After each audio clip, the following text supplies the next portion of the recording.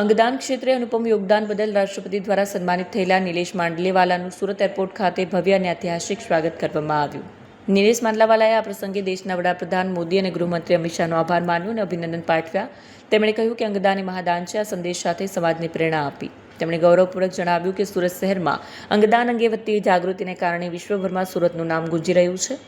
અંતે તેમણે લોકોને વધુમાં વધુ અંગદાન માટે આગળ આવવાની અપીલ પણ કરી. રાષ્ટ્રપતિજી દ્વારા જ્યારે આ પદ્મશ્રીથી સન્માનિત કરવામાં આવ્યા અને ત્યારે જે અનુભવ થયો, જે ગર્વની મહેસૂસ અનુભવ થયો એનું શબ્દોમાં વર્ણવી શકાય નહીં. તે સમયની જે લાગણી હતી એ ફક્ત અનુભવવાની હતી, એ શબ્દોમાં વર્ણવી ન શકાય. પરંતુ હું ચોક્કસ માનું છું કે આ સન્માન એ નિલેશ માંડલેવાલા કે ડોનેટ લાઈફનું સન્માન નથી. આ સન્માન આપણા સુરત શહેરનું, આપણા ગુજરાતનું સન્માન છે.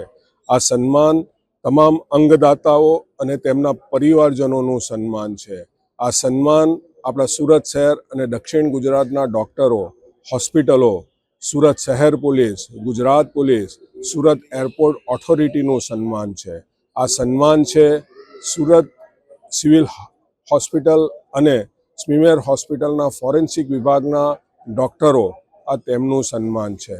આ સન્માન છે સુરત અને ગુજરાતના પ્રિન્ટ મીડિયા, ઇલેક્ટ્રોનિક મીડિયા અને ડિજિટલ મીડિયાનું સન્માન છે.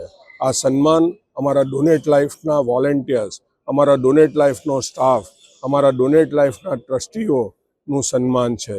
આ સન્માન એ આ જે પણ સંસ્થાઓ, જે પણ વ્યક્તિઓ દેશમાં અંગદાનના કાર્ય સાથે જોડાયેલી છે એ તમામનું સન્માન છે. આ સન્માન હું મારા સ્વર્ગસ્થ માતા પિતા અને ભગવાન દ્વારકાધીશના ચરણમાં અર્પણ કરું છું.